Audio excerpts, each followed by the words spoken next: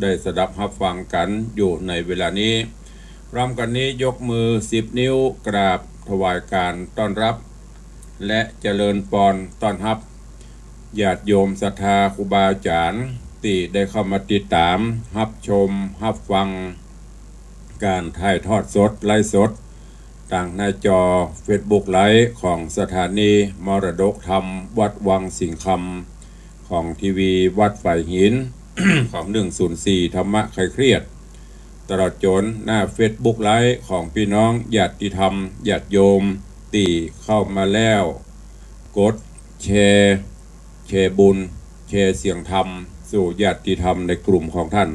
ได้สดับรับฟังกันอย่างทั่วถึงรายการนี้ดำเนินโดยกล่าวกับผมอาตมภาพพระครูวิสิทธิ์ศิลาภรณ์เจ้าคณะตำบลป่าแดดเจ้าอาวาสวัดวังสิงห์คำตำบลป่าแดดอำเภอเมืองจังหวัดเชียงใหม่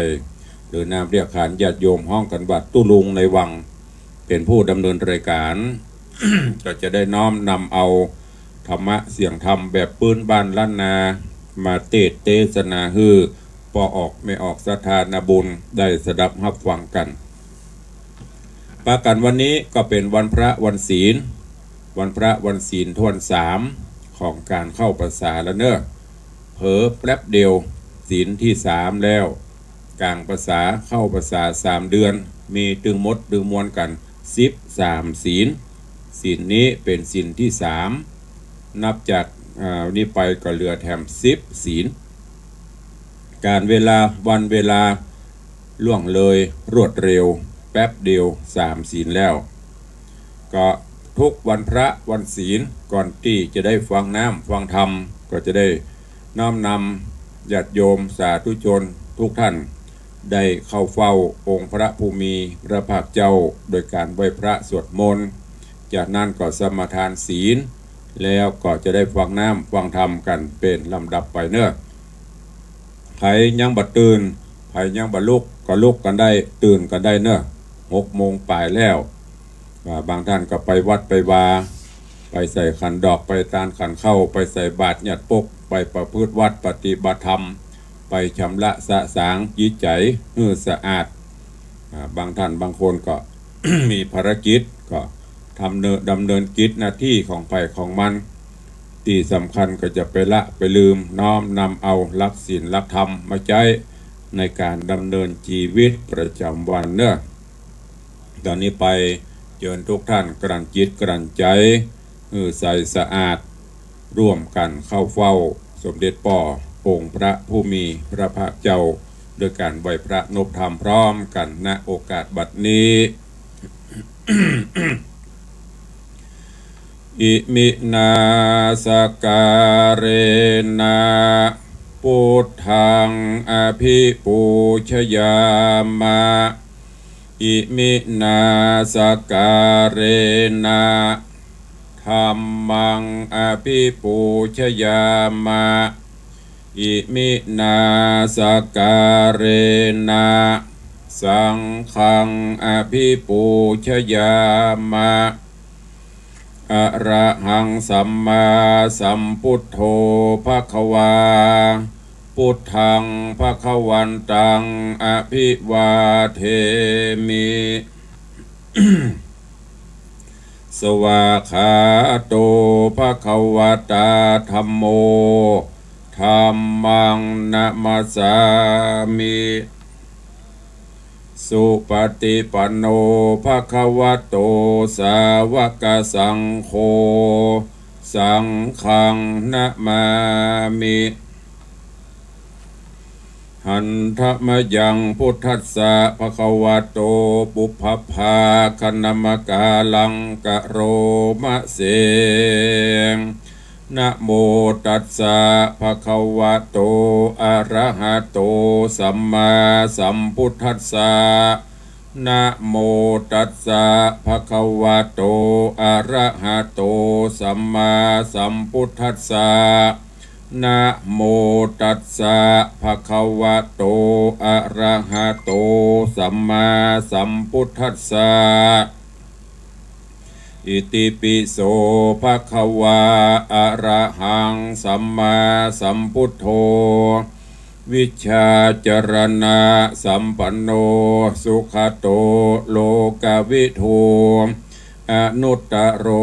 ปุริสาธรรมสารถิสัทธาเท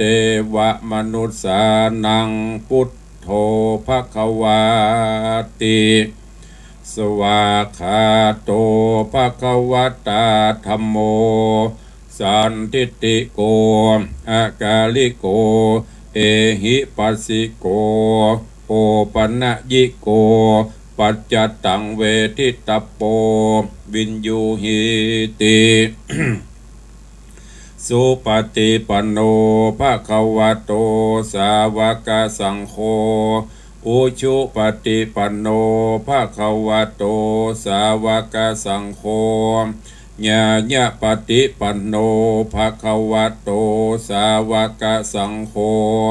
สามีจิปฏิปันโนภะคะวะโต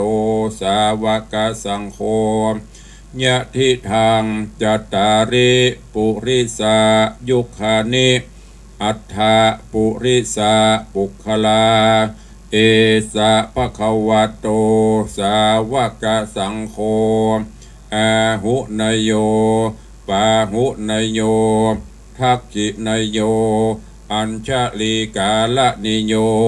อนุตตรังปุญญเขตังโลกัสสาติ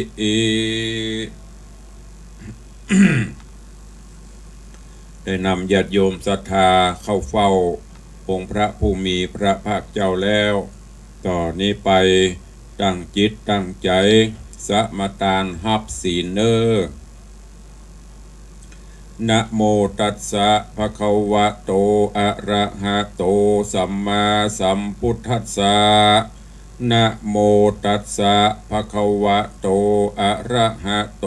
สัมมาสัมพุทธัสสะนะโมตัสสะภะคะวะโตอะระหะโตสัมมาสัมพุทธัสสะ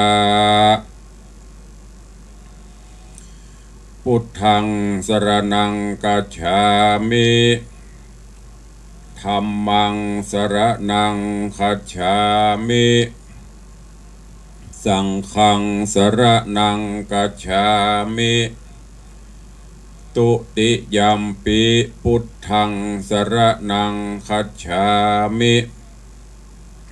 ตุติยัมปิธัมมังสรณังกัจฉา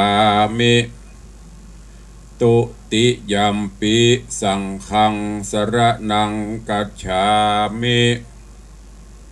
ตติยัมปิพุทธังสรณังกัจฉามิตติยัมปิธัมมังสรณังกัจฉามิตติยัมปิสังฆังสรณังกัจฉามิปานาติปาตาเวระมณีสิกขาปะตังสมาติยามิอะตินนาตานาเวระมณี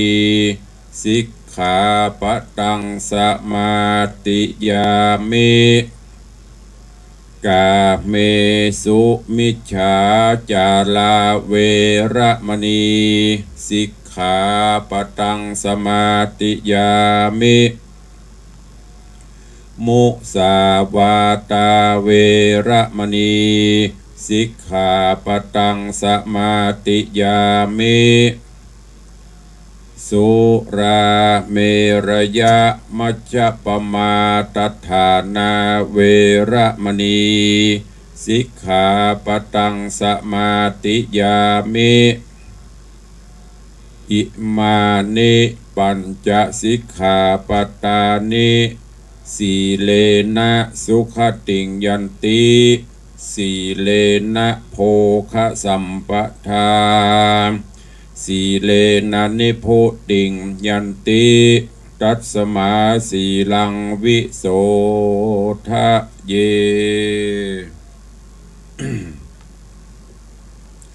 ได้ไหว้พระได้สมาทานศีลเป็นที่ปริปุณณังแล้ว วันนี้วันพระวันศีลวันมหาอุโบสถศีลที่3ของการเข้าพรรษาพี่น้องญาติโยมศรัทธาพุทธศาสนิกชนต่างก็ได้มาร่วมกันประพฤติวัดปฏิบัติธรรมกันวันนี้ก็คงจะหลายก็เข้าพรรษามาอย่างที่ได้บอกไปได้3 ศีลก็น้อมเชิญชวนทุกท่านเด้อญาติธรรมญาติโยมทั้งหลายจะไปละไปลืม7 วันไหนก็ปากันเข้าวัดชำระสะสางล้างส้วยในด้านจิตด้านใจโดยการเอาน้ำธรรมคำสอนขององค์พระชินวรสัมมาสัมพุทธเจ้าเข้ามาประพฤติปฏิบัติอย่างที่ครูบาอาจารย์ได้กล่าวได้บอกไปเสื้อผ้าอาภรณ์ใส่กันนุ่งกันมา7 วันลองบ่ได้ซักบ่ได้ชำระสะสางเม้นสาบเม้นสางบัดถ้าว่า7 วันใส่วันนี้แล้วบัดไอเปลี่ยนวันพุกลองเอามานุ่มมันจะเหม็นเหือจิตใจคนเฮาก็เหมือนกันทุกวันนี้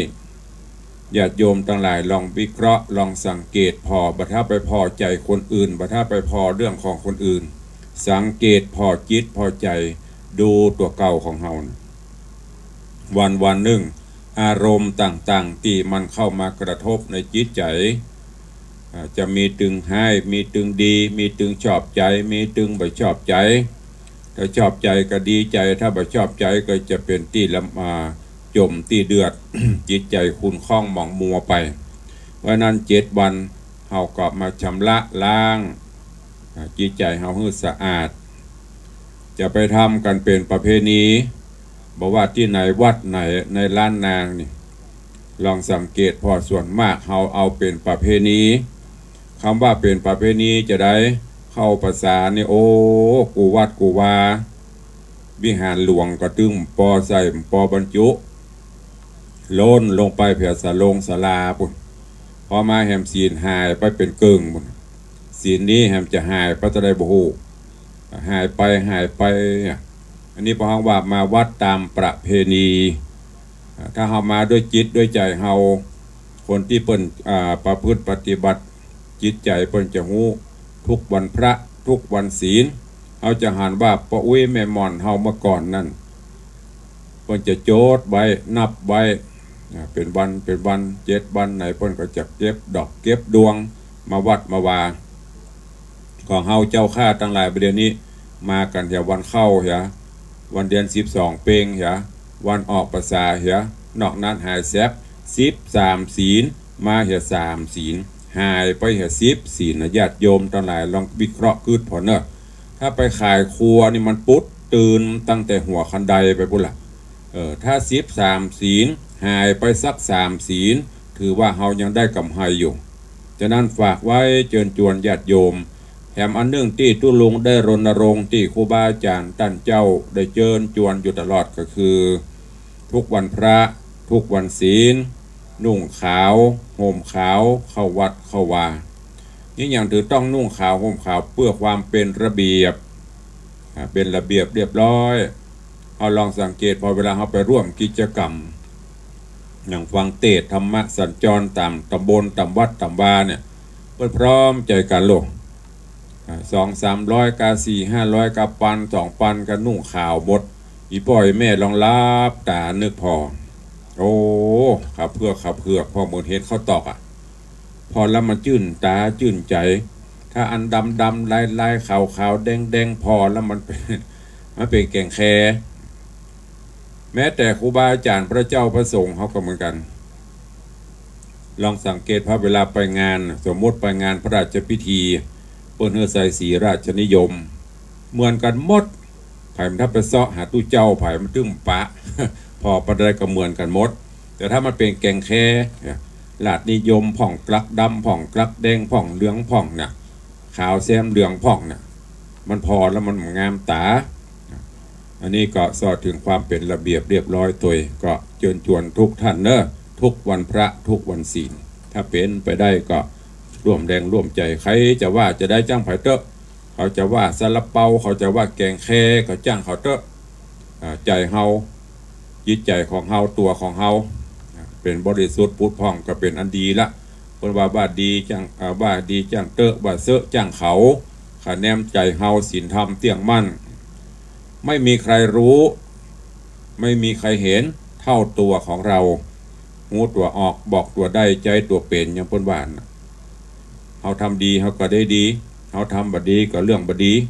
มีใครมาช่วยอย่างเฮาได้ฉะนั้นในวันพระวันศีลวันนี้ฝากไว้กับทุกท่านนำไปคิดพิจารณาเด้อเวลากระโวยโอไปสาวกว่านาทีละเกือบจะเกินชั่วโมงละตอนนี้ไปก็เชิญทุกท่านเด้อฟังน้ำฟังธรรมกันหลายวัดหลายวาเด้อขอกราบขอบพระคุณครูบาอาจารย์ที่ได้เปิดเสียงธรรมะในวันพระวันศีลในวิหารกาในศาลาหรือว่าในบนห้องวัดเสียงภายในวัดวันพระวันศีลเปิดให้ศรัทธานาบุญได้ฟังก่อนที่จะขึ้นวิหารกันก็ต้องกราบขอบพระคุณครูบาอาจารย์ท่านเจ้าที่ได้รับแจ้งมาเปิดเสียงธรรมะของท่านพระครูถึงวันเนอะพระเนนก็ได้ฟังไปตัวหรือเปิดประจำทุกวันพระวันศีลเนอะก็ขอขอบคุณด้วยนะครับเนอะตอนนี้ไปกับมาฟังธรรมเทศนาปื้นเมืองเหนือเรื่องนางเก้าหานนางเก้าหานหานก็คือนั่งร้านนะถ้าเป็นกำไทยนะโดยเก้าหานหรือว่านางเก้าหานมาถึงยังผูกที่3แล้วเนอะผูก2จบปริปุณนางไปเรื่องราวในตอนที่แล้วก็ลำดับลำดามาถึงอย่างลูกเสียถีถึง5 คนหลังจากที่ขออนุญาตป่อออกไปค้าไปขายต่างบ้านต่างเมืองพ่อก็ทีแรกบอกให้อนุญาตบอกลูกบอกเต้าว่าเฮาเป็นเศรษฐีมหาเศรษฐีเงินคำมีเปลอะบัดถ้าไปที่ไหนลูกกินกำขว้าง5 กำก็ตึงไปเสี่ยงลูกตั้งหลายก็ยังภูมิใจว่าอันนั้นมันเป็นของที่เป็นของสมบัติของพ่อของแม่ลูกก็ค่อยหาด้วยน้ำพักน้ำแรงด้วยน้ำเหือน้ำใครของตัวเก่าอ้อนวอนขอจนได้สุดท้ายพ่อเศรษฐีแม่เศรษฐีก็อนุญาตโป่งปั่นเข้าไป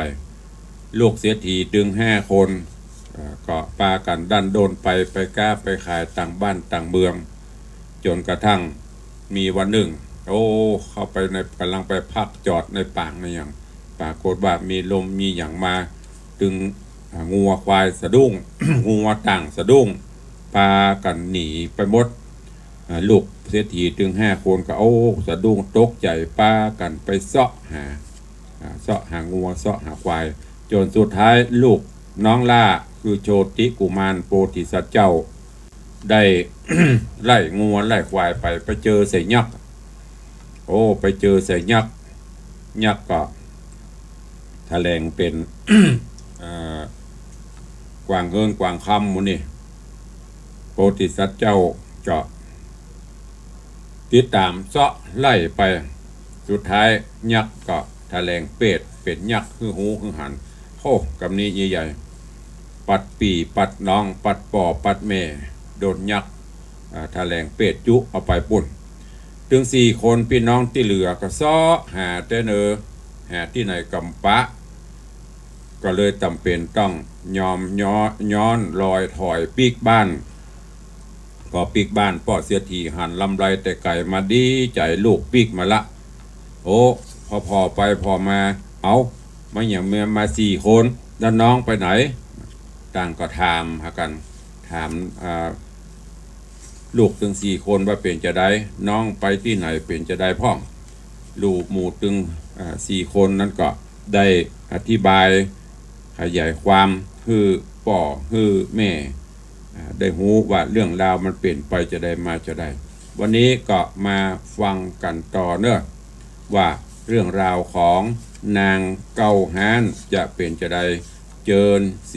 สาธุชนทั้งหลายตั้งอกตั้งใจสดับรับฟังพระธรรมเทศนาปื้นเมืองเหนือเรื่องนางเก้าหานในผูกที่3ตอนที่1ณโอกาสบัดนี้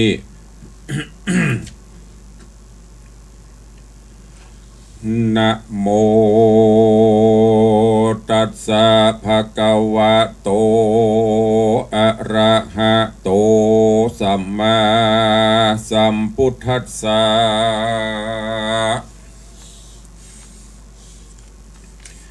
โจติกุมาโลยักขันเจวะพยักขันจะปัสสิตวาพีตะจิตโตอโหสิติสัทธโวดูราสปุริสะตั้งหลายในญายนี้จะกล่าวถึงใจบ่าวโจติกุมารหันงัวงานตัวใหญ่กระเป็ดได้ตันตาเป็นยักษ์ขาเขียวทรงและเสือโคร่งเล่นลายเจ้ากวดตายตกสลังสติปังเววาเรียกร้องหาพี่ไทยเสียงบอกออกได้ตันขอเจ้าสอบอดนอนละเล่นเข้าป่าสับปันกึดบ่หันตีเก่าบ่หูเล่าต่างได้บ่หูไก่และไกลจักไปต่างใต้ก็กลัวเสือจักไปต่างเหนือก็กลัวยักษ์เท่าลวดบุญเขาปุ้มเฟยนา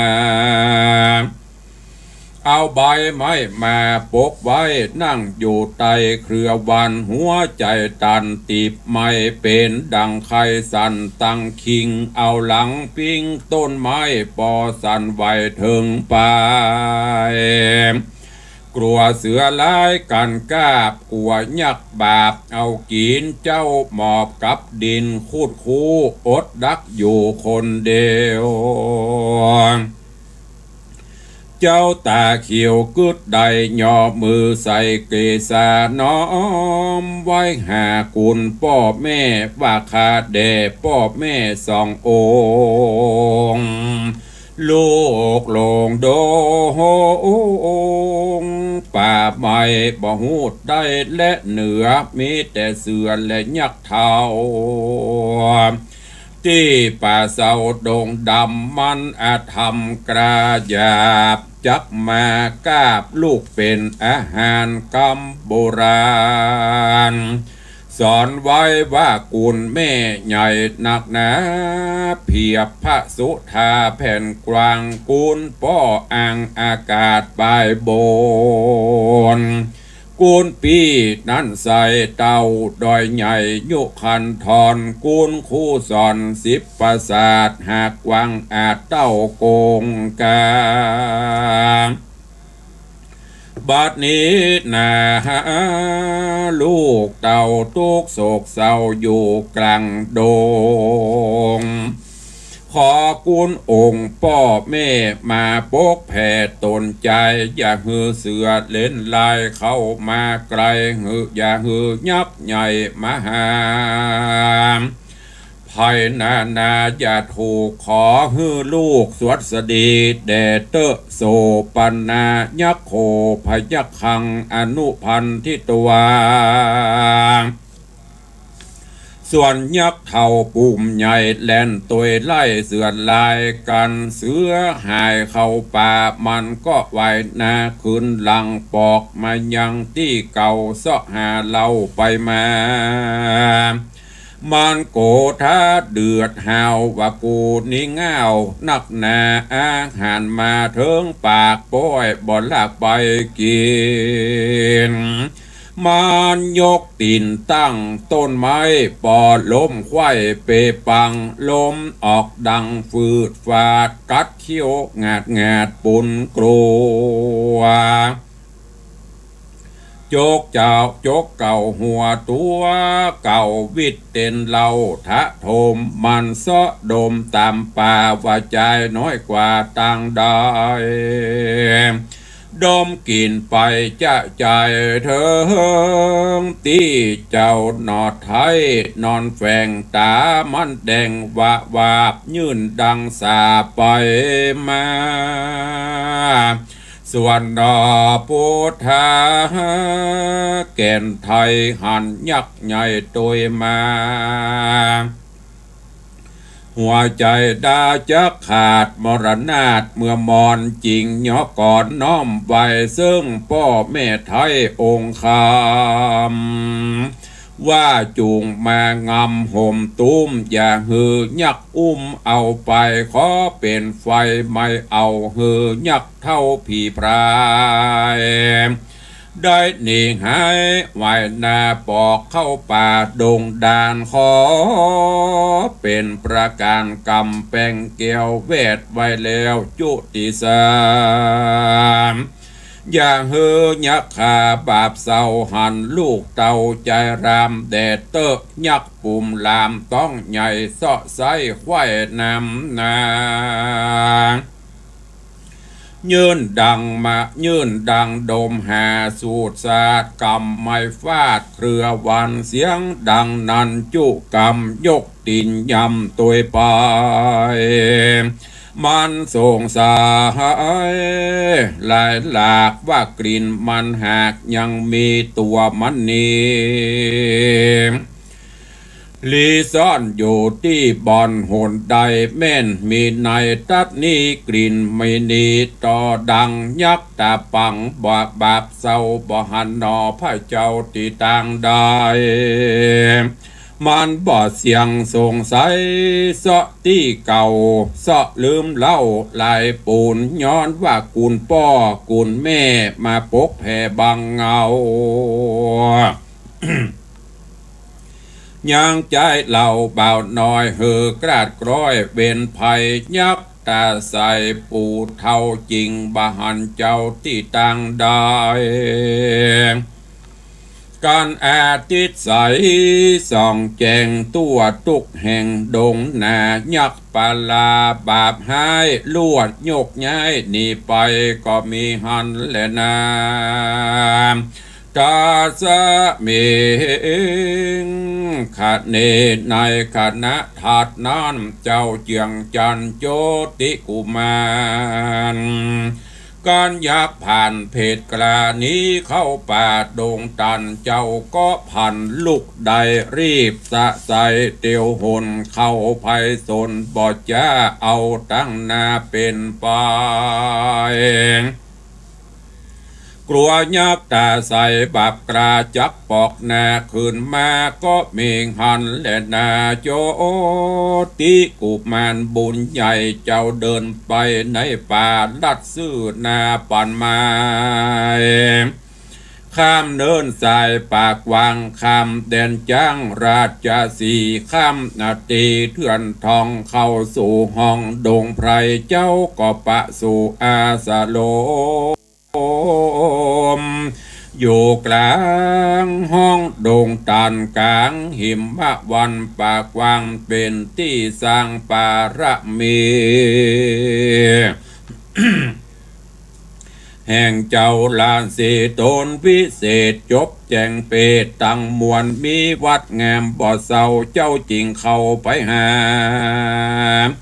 ยออันจุลีขาบใบตามสุภาพกองทำแล้วไข่กำบอกเราตั้งแต่เก้าเถิงไปนั้นจะตีนาเจ้าละสีตนมีวัดดีบ่อเศร้าวิเศษจบแจ้งเปตทรงญาณฟังโจติกุมารกล่าวถอยฮักข้าคอยดังบุตรจิ้งเจียนจะใครกล่าวว่าเฮาเป็นเต้าผาปัลลาได้หนีมาก่อสร้างตีปากวังดงรีนั้นหลายปีบ่น้อยได้800 ปีปลายไผ่บอกไกลมาหอดมายังจอดศาลากลางดงหน้าป่าไม้เฮาเสาะไส้หัวมันบอกเกยหันสักเผาตั้งหนุ่มเท่ายิงใจมีแต่ยักษ์ไพรเพศกลาสัตว์ร้ายลาดงไพรเต้ามีในวันนี้ใจเฮาคลี่เจอเอ่ยบาน ย้อนกูมันหน่อเนาเตียวไตเต้ามาหาเจ้าตาปะสายื่นจอยจะอ่อนอ้อยลายประการแล้วฮือกูมันหน่อไทยกินลูกไม้นาก้อนข้ามมาหอออดแล้วก็ฮือเจ้าหน่อแก้วนอนในก็มีเงินแลนาตาโตปัฏฐานะแรกแต่นั้นไปนาอันว่าเจ้าหนอลากุมารใจเจ้ยบานเตื้อหน่อยอยู่กับยอดซอยป้อราศีกะตำวัดดีค่ำเจ้าอุปถากเฝ้าก้อยแยงตาวันแหลงก็มาเก็บดอกไม้วางตั้งไว้เหนือคันตักน้ำชันน้ำใจหาลัวไว้ดังไฟ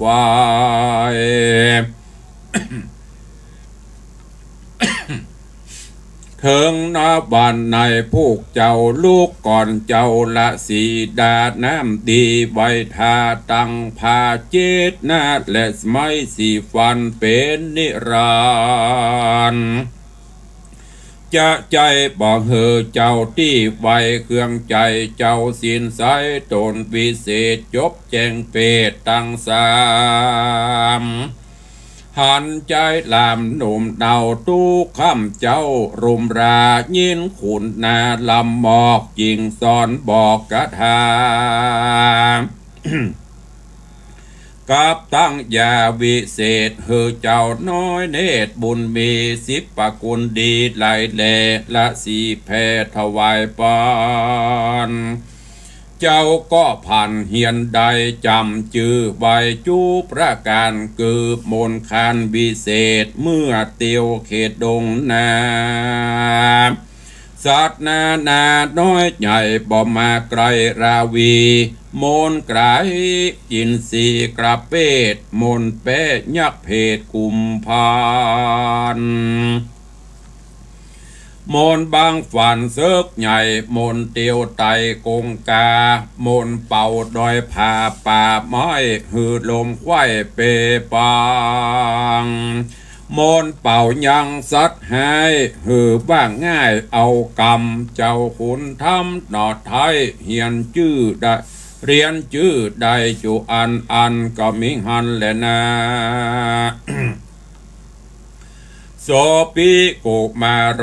อันว่ากุมารนอดเดาอยู่กับพ่อเจ้าละสี่หมื่นหลายปีสะลำเจ้าก็เกิดพร่ำในใจว่ากู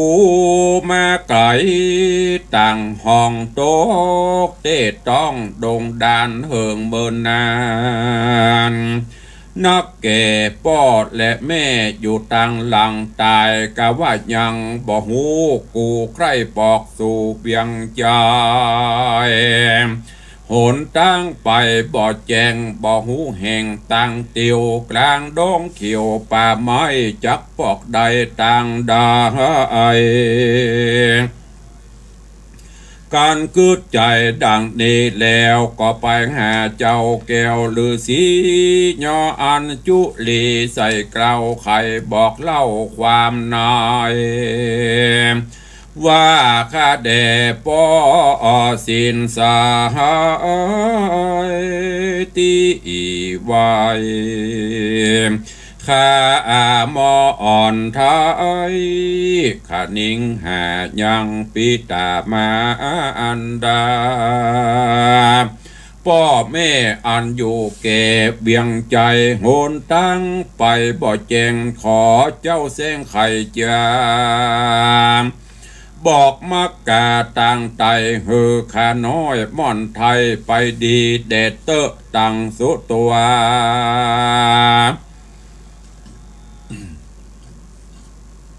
ตาปะโสส่วนลาสีผู้เท่ายินกำเจ้าไข่จางหันกับตาเป่งปล่อยว่าเจ้านาดน้อยบุญมีจักเป็นดีไปนาเป็นเจ้าฟ้าผ่าปลา จิงเจียนจ้ากล่าวถอยกำชื่นจ้อยบอนใหญ่ว่าเจ้าใส่ใจนอลาจ้าพรากนาละเนไปสู่ปุรีเตตองโค้งเขตห้องเมืองโตนจุงลัดไพศนป่าไม้เอาติสะใต้เป็นไปหนตั้งไก่บ่อโหดได้ลายลอยโยดกันนาตามมกาปากวางมีแต่จังและเสือสิงตั้งกะติงงัวป่าสัตว์รายลาดดวงลายการเจ้าบุญภายเตียวกว่าก็เตียงว่าจักหันบ่ยาจะแลนานิธิตังขีญาสังวันนาวิเศษจาห้องเหตุธรรมเทศนานางเก้าหานผูกพวนสามตอนที่หนึ่งก็บังโกมสมเร็จสเดช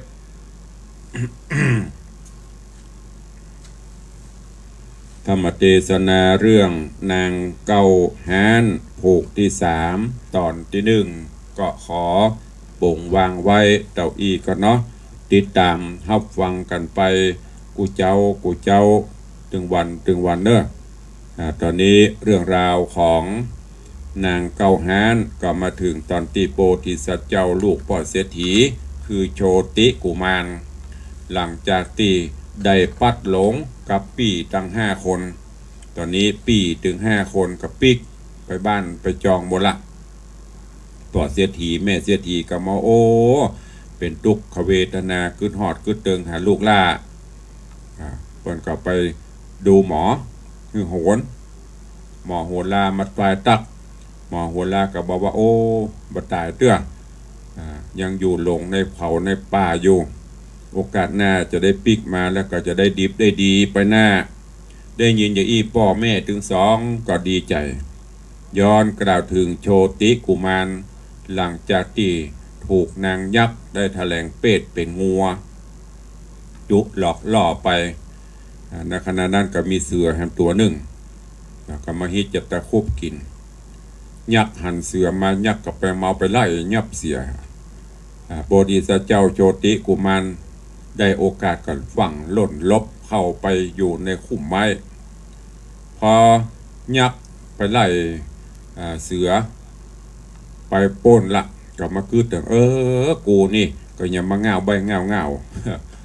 เกียบมนุษย์ตะกี้กินอย่ากระจบไปละอาหารอันโอชะมารอแต่ไม่ได้กินสักกรรมเมาไปไล่ยักษ์จากนั้นก็เลยดมกินเสาะหาล้อถ้าจะมีตะมูเนี้ยก็ดมไปดมมาโพธิสัตว์เจ้าก็ยกมือตั้งจิตอธิษฐานไหว้วอนเตปาอาหักนึกถึงกูลป่อกูลแม่บุญญาปรมีก็ปรากฏว่ายักษ์ก็สากบดายก็เสาะหากำปะเมื่อเสาะไปเสาะมามปะมันก็เบื่อก็กายแล้วเพราะเว้ยไปไหนเจ้ามันเตอะยักษ์กับไปที่เก่าตัวเก่าฮะโชติกุมารก็ออกจากคุ้มไม้เตียวไปทางหน้าบอกว่าที่สะที่ส่งทั้งเหนือทั้งใต้ทั้งใดบุเพราะหลงในป่าจนกระทั่งบัดนี้ไปปบไปปะใส่อาสลมพ่อฤาษีในกลางป่าไปถึงก็ไปกราบไปไหว้สักการะบูชาแล้วก็รายงานตัวพ่อเสียทีก็ถามที่มาที่ไปเจ้าเป็นภัยจะได้โจติละเสียทีก็โจติกุมารลูกพ่อเสียทีก็เล่าตั้งแต่เก้าแต่เงามาคือพ่อเสียทีก็โอ้ส่องหูเล็งหันมดว่าที่พันมาเป็นจะได้แต่เพิ่นก็ถามไปนะญาณวิเศษของเพิ่นมีแล้วก็วิเคราะห์ได้ว่าโอ้บุคคลนี้ไปน่าจะได้ดิบได้ดีโลกพ่อเสียทีก็อินดูฮักเหมือนลูกเหมือนเต้าโจติกุมารอยู่กับพ่อเสียทีก็ปฏิบัติปัดปูตักน้ำตักถาดเตรียมไม้สีฟันน้ำสวยหน้าเพียวกวาดปันณศาลาเก็บดอกเก็บดวงมาพ่อฤาษีได้ไหว้พระสวดมนต์ตลอดพ่อเศรษฐีอินโดก็เลยสอนวิชามนต์ต่างๆหลายมนต์หลายบทคาถาสอนมด จนกระทั่งเมินนักเกโจติกุมารก็มาคึดถึงบ้านถึงจองก็ค่อยล่ำลาค่อยล่ำลาป้อเสียทีจะปิกไปบ้านไปจองป้อเสียทีก็หันว่ามันอยู่ด้วยเฮากับเมินมานักเกตอนนี้ก็จะต้องไปผจญทางหน้าต่อไปก็อนุญาตโป่งปันบอกหนทางบอกอย่างอบรมพร่ำสอนในตอนนี้โชติกุมารกำลังจะลาป้อฤาษีเพื่อจะออกบ้านออกจากป่าเขาลำเนาภัยดันโดนไปจะไปพบไปปะอย่างกลางตากลางตังไปทางหน้าจะต้องผจญอย่างแหมก็ก้อยโอดสาหะฟังกันไปญาติโยมทั้งหลายแก่นธรรมนั่นก็คือการไปปะเสยักษ์ตัวนี้ก็คืออย่างยักษ์ก็คือกิเลสตัณหานั่นน่ะถึงวันนี้อย่างที่ได้บอกไปตะกี้ตื่นเจ้ามาจนถึงนอนหลับเขาจะต้องพบต้องปะอย่างหลายๆอย่างปะตึงยักษ์ปะตึงเย็นปะตึงสัปปะก็คือกิเลสต่างๆที่มันเข้ามากุ้มรุมนั่นถ้าเขามีดาบสรีกันใจคือมีปัญญาไปแก้ไปไขสถานการณ์เหล่านั้นมันก็จะลำบากฉะนั้นพกดาบสรีกันใจเน็บแอวไว้ตลอดเนอะนั่นก็คือปัญญาได้ยินข่าวการได้หู้อย่างมาต่างๆนั่นนะข่าวสารบ้านเหนือบ้านใต้อย่างกระจ่างใจปัญญาพินิจพิเคราะห์พิจารณาจะดำเนินการใดๆก็ต้องมีปัญญามีสติสัพพัญญะควบคู่กันไปเนอะก่อยติดตามฟังกันในตอนต่อไปวันนี้ก็ขอโป่งวางไว้ตะอีเนาะเหลือเวลาแถมน้อยจะได้ตักได้ตายในตารายการกับพอออกไม่ออกศรัทธานาบุญทั้งหลายตอนนี้วันนี้ก็รู้สึกว่าตังหน้าจอ FC Facebook ในรายการหน้าจอหลายรูปหลายตนหลายองค์เนอะครูบาอาจารย์ได้เข้ามาก็ต้องขออนุโมทนาบุญด้วยขอบคุณเจริญปอนอนุโมทนาเนอะปินานจรันปิยะจันทร์โดยซิวกราบสาธุครับตุลงเจริญปอนเนอะคุณโยมยายเพลินเพื่อนเกษตรไวสาตำพระครูเจ้าเจริญปอนโยมชนจันทร์ซอนคำโยมเกษินีแล้วก็มีโยมแม่จันดีวิสุทธินันท์กับไวสาเจ้าเจริญปอนโยมสุนทรวงปันแล้วก็มีโยมปเลี้ยงธนวัฒน์แม่เลี้ยงทัดพิชาสุสิงคำปเลี้ยงบอกว่ากราบไวสาครับกราบไวสาเจ้าแยมเจ้าตีนฟ้ายกมาแล้ววันพระดันพระครูเสียงทองสั่งเสียงทองคนใจศรัทธา FC ตุลุงในวังจะได้เทศนาวังสาธุขอบคุณกับโยมปเลี้ยงธนวัฒน์สุสิงคำเจเนอร์เป็นกำลังใจมาโดยตลอดไวสาขอบคุณท่านจันทร์พระครูประหลัดวิมลวัฒน์เนอร์ท่านเจ้ามหาพรหมวิมลวัฒน์ท่านเจ้าวาดวัดพวกจ้างอย่างที่ได้บอกไปตะวา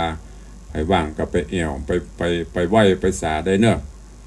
อยู่กลางห้องต้องเบียงนั่นนะแก่งกระตั้มมันพอดีวัดเปิ่นม่วนเนอะเข้าป่าละม่วนเหมือนอย่างป่าหิมพานต์นี่ใครว่างก็ไปห่วมกินห่วมทานโดยเปิ่นเนอะเจริญปอนคุณโยมสลินทิพย์บุญเลิศกราบไวสาเจ้าอันนี้เป็นภาษาอังกฤษอ่านไปได้ เปลี่ยนไปก่อนขอบคุณที่เพิ่นเข้ามาพยายามจะสะกดนะแต่มันสะกดกวมแบบถูก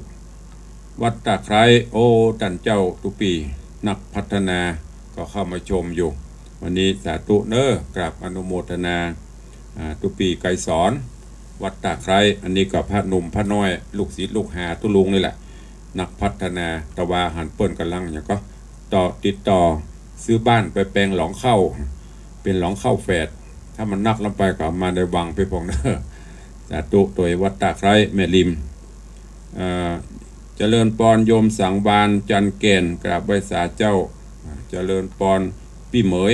ชูศรีบัวใสนี่ก็ขอบคุณเนอะทาง Facebook เฟซไลน์เข้ามากันลวงหลายอยู่ก็วันนี้ขออนุญาตประชาสัมพันธ์และอนุโมทนาบุญขอบคุณเนอะเจ้ามูลศรัทธาที่ร่วมในการทำบุญอายุวัฒนะมงคลครบรอบวันเกิด59 ปีของตุลุง ขอบคุณกับโยมปเลี้ยงธนวัฒน์แม่เลี้ยงทัดพิชาสุสิงคำมหารัตนอุบาสกอุบาสิกาได้ร่วมเป็นเจ้าภาพต้นตนะมหาบารมีจำนวนเงิน100,000 บาทแล้วก็ร่วมเป็นเจ้าภาพเจ้าภาพสังฆทานตะวานี่แฮมปเลี้ยงโทรมาขอเป็นร่วมทำบุญเป็นเจ้าภาพดอกไม้สดที่เราจะประดับตกแต่งในวิหารปริมณฑลปีหนึ่งนี่ถ้าจัดโดยเฉพาะกระดอกไม้สดเนี่ย2-3 หมื่นก็เพื่อความรุ่งโรจน์เพื่อความสดชื่นถ้าเอาดอกไม่แห้งมันจะแห้งแกกๆดอกบเดียวกระแปงปเลี้ยงร่วมสมทบมา10,000 บาทขออนุโมทนาบุญตัวนอกนั้นก็ขอขอบคุณโยมแม่จันเปงปิงพยอมก็ร่วมเป็นเจ้าภาพสังฆทาน1 ชุด2,000 บาทอาม่าก็ชื่อเป็นอาม่าเดี๋ยวก่อนเนอะขออนุญาตเปิดก่อนลืมหูกะอาม่าชื่อปเตขอบคุณครับอาม่าบัวเพื่อนชอเจริญยิ่งร่วมทำบุญต้นเงิน1 ต้น 1,000 บาทคุณโยมจามจุรีสิทธิวงศ์ร่วมเป็นเจ้าภาพต้นเงิน1 ต้น 1,000 บาทเนอะสาธุอนุโมทนาบุญขอบคุณตัวเองเวลาเหลือ5 นาทีเพื่อจะมีผู้ใจบุญได้ได้จ่าแต่ว่า96ตุลุงไปซื้อของเอาเทปออกแม่เป็นเจ้าเฮยก็เรียกกับตืดตลอดต่างงงแต่บริหับเพราะเทปออกถ้าเวลาจัดสดนี่ดักปิ้งมันแปลกจริงหนอ แปลกจริงหนอถ้าเป็นเทปนี่ฟังแล้วก็โทรเนี่ยถ้าสดนี่เขาใครอู้ตัวดักปิ้งวันนี้ใครจะจะตัวใต้รายการมีก็เหลือเวลาแถม4 นาทีหรือใครจะร่วมโมทนาบุญใครจะมาร่วมงานพ่องวันที่21 สิงหา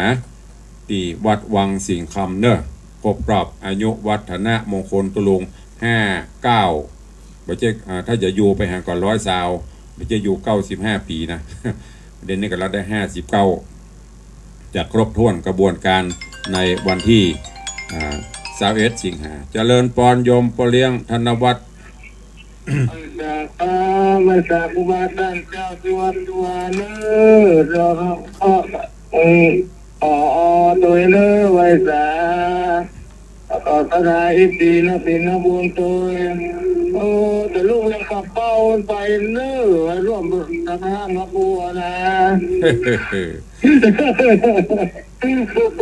ยังป่าเป้าเจียงไฮ้มีหลายป่าเป้าเจียงไฮ้มาจ้าเลยเนื้อกำลังใจขอได้มาปูอายุมันยืนยาวเนอะเจ้าสาวการน้องสาวมาปูเอาอยู่เป็นฝันใจสดายปีเนอะสาธุ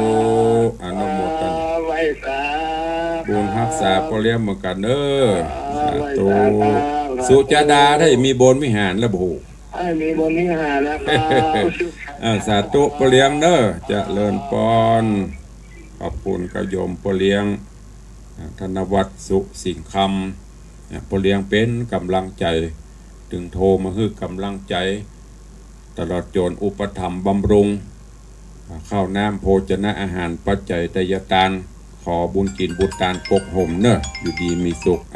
รายงานตัวละอยู่บนวิหารนะ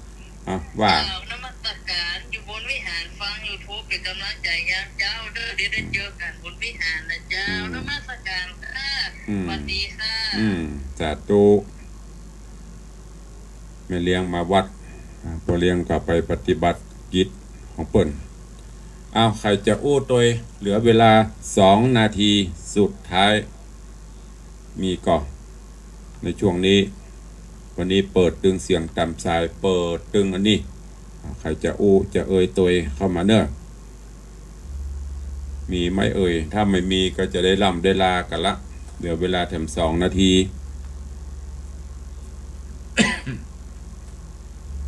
มีแล้วเนาะมันจะมี2-3 คนเตี้ยหมู่นั้นฟังกับตุลุงมาสายตุท้ายกันมาจันคำจันคำแสลงบุญจันคำว่าจะได้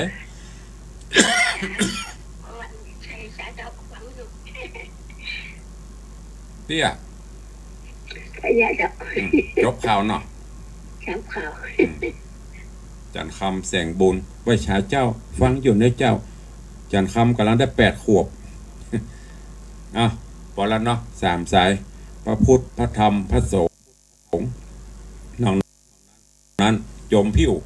หมดเวลาหมดพอดีก็นำรายการจากทุกท่านไปก่อนอย่างที่บอกนะถ้ารายการสดเนี่ยบะโถถ้ารายการเทปนี่แม่ไปเจ้าเฮยแต่ว่าอยู่ร้านเจียวใหม่ปฏิกไปซื้อกล่องก็ได้ก็ตืดจะได้ก็ตืดฟังแล้วก็พิจารณาถ้าเป็นเทปบ่ต้องโทรเนอะอย่างวันเนี้ยถ้าไปออกหาบุญแมลงเช้านี้เจ้าอย่างบ่าย3 โมงนั้นแสดงว่าเป็นเทป ห้องก็ฟังแต่นะม้วนตุลงแต่บ่หูเทปหูสดหูฟังอย่างเดียว ไม่เป็นไรเอาเวลาหมดเวลานำรายการจากทุกท่านไปก่อนปะกันใหม่ในวันต่อไปเมื่อใดหูถ้าว่างเนอะ ทำว่างก็เพราะมันมีใครโทรเข้ามาเรามี3 พนาง3 พนออยู่ดีมีสุขเหมือนกันจุตนจุองค์จุผู้จุคนเนอะจัตตาโลธรรมาวัตันติอายุวันโนสุขังปะลัง